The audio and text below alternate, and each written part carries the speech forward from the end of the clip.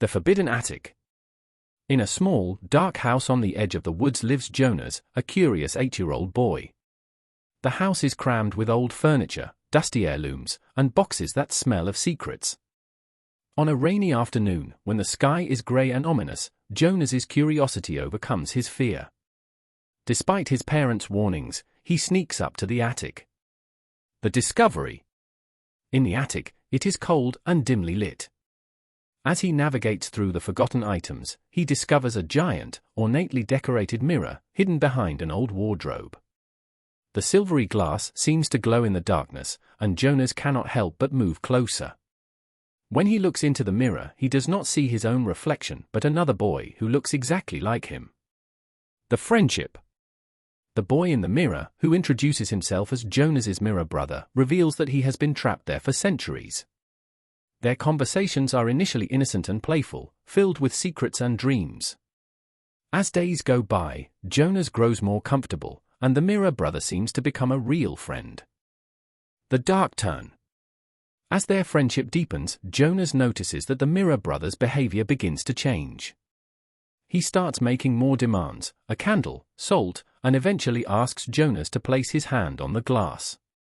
Jonas feels a strange tingle whenever he does this, and the eyes of the mirror child glimmer with a sinister light. The offer. On a stormy evening, Jonas hears a whispering from the mirror. The mirror brother asks him to trade places, one night in the real world so that he can be free. Jonas hesitates but simultaneously feels an urge to try. Memories of his grandmother and the stories about clever heroes swirl in his mind. The preparations. Jonas decides he must be clever. He sneaks into the kitchen and finds a jar of honey, just like his grandmother once taught him.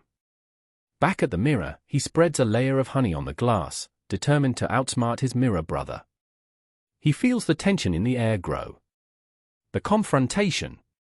When the mirror brother arrives, he is not pleased with the honey. "What are you doing?" he asks, panicked. Jonas remains calm and places his hand on the glass. He recalls the words of the protective rhyme his grandmother taught him and begins to whisper it. The struggle. The mirror brother tries to escape, but the honey holds him back. As Jonas continues to recite the rhyme, he feels the icy power of the mirror enveloping him. The mirror brother transforms from a solid image into a shadow, his screams echoing through the room. The liberation. With one last effort, Jonas whispers the final words of the rhyme.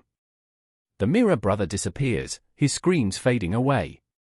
When Jonas stops reciting, he looks into the mirror and sees only his own reflection.